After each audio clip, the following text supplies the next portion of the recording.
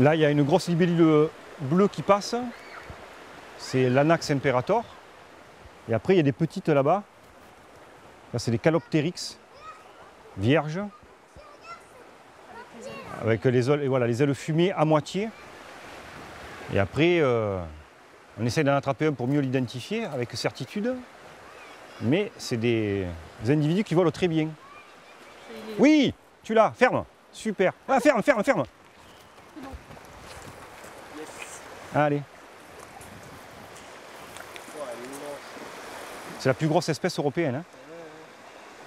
En 92, les élus de la vallée du Galaison ont voulu porter un projet de territoire en lien avec la réserve de biosphère des Cévennes.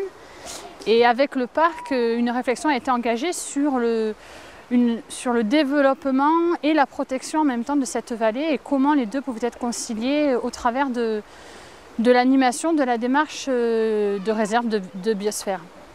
Et donc, à l'issue de ce travail de réflexion, a été créé le syndicat de la vallée du Galaison, qui est un syndicat mixte, et qui, depuis donc maintenant 20 ans, travaille sur les questions de protection de la nature, mais en lien avec le développement de ce territoire.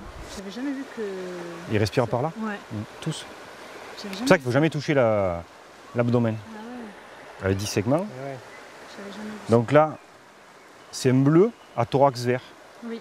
Progressivement, avec les nouvelles démarches environnementales, le syndicat a pris la démarche Natura 2000, a engagé une démarche de développement durable, ce qu'on appelle la démarche Agenda 21.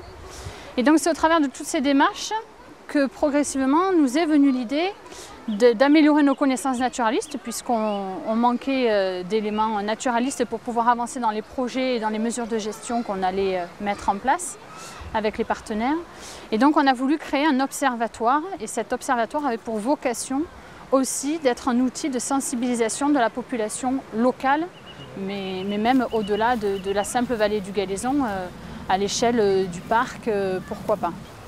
Et cette année, donc depuis cette année, on travaille avec le Conseil général sur les inventaires et libellules papillons. Quand on parle papillon, on voit souvent un animal volé, mais c'est que la fin de sa vie. En fait, il passe plusieurs mois sur une plante haute dont il se nourrit. Et en fait, souvent, certains papillons sont inféodés à une seule plante. Donc on revient sur la botanique. Et là, notamment, c'est sur de l'aristoloche. Et c'est la famille des Erentia, donc c'est la proserpine qui se nourrit sur cette plante haute. Et là, on a trouvé des centaines de chenilles. Donc on peut protéger cette pelouse parce que, en fait, ce qu'il faut protéger, c'est la plante haute et sa chenille, pour avoir les papillons volants. Ah oui. Plus flashy, déjà, il est un peu plus voilà. joli. Ah oui. Celui-là, il a des seins, on devrait quand même le reconnaître assez facilement. Tiens.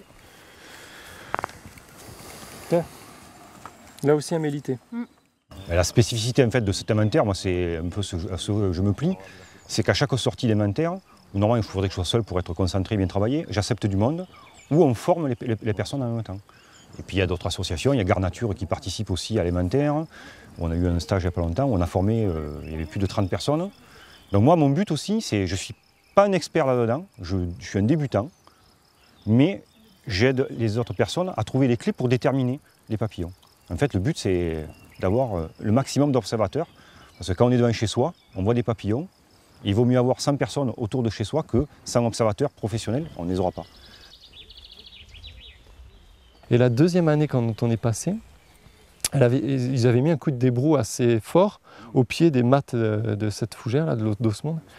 Et ils ont mis à jour sans doute une banque de graines de Drosera qui a pu se développer à fond. Et donc des stations comme ça de plantes carnivores, c'est extrêmement rare hein, en vallée cévenole méditerranéenne. C'est plutôt une espèce du Mont Lozère. Alors là, on se trouve vraiment au cœur de la vallée du Galaison, à quelques kilomètres seulement d'Alès, mais dans un environnement très sauvage et très méditerranéen, avec chênaies vertes, châtaigneraies, genévrier cade, etc. Et dans cette vallée, le parc a un partenariat donc avec le Galaison, et on travaille depuis maintenant 5 ou 6 ans sur l'élaboration d'un atlas de la flore patrimoniale du Galaison. Alors qu'est-ce que c'est la flore patrimoniale? C'est toutes les espèces qu'on juge importantes à conserver pour les générations futures, que ce soit des espèces avec un statut légal comme des espèces protégées, ou des espèces moins rares à l'échelle de la France, mais qui, à l'échelle du Galaison, sont très rares. Et donc, moi, je suis botaniste au parc, je suis aussi garde, et je suis intervenu sur la vallée du Galaison pour accompagner le syndicat du Galaison sur la formation des observateurs de l'Observatoire scientifique du Galaison, pour accompagner et former les gens à la reconnaissance de ces espèces patrimoniales. Et donc on avait pas mal de données sur la vallée du Galaison. On a commencé par réactualiser ces données, donc on a revisité les stations connues des espèces patrimoniales. Et puis petit à petit, on a couvert la plupart des secteurs de la vallée du Galaison. On a prospecté toutes ces zones-là et on a listé comme ça 67 espèces qui méritent d'être conservées à l'échelle du Galaison. Quelques espèces de mousses, un lichen et puis le reste en espèces de plantes à fleurs, quelques graminées carex plus discrètes, mais voilà.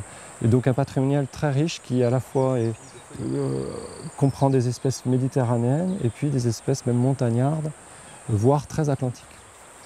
C'est sans doute une très bonne caricature de la richesse des vallées méridionales de Cévennes. Il ne faut pas compter que sur le parc pour la protection de la nature et donc l'idée d'amener des gens de l'extérieur à avoir conscience de ce patrimoine, c'est important. Donc on a formé environ 25 personnes de la vallée du Galaison et même de l'extérieur à reconnaître ce patrimoine.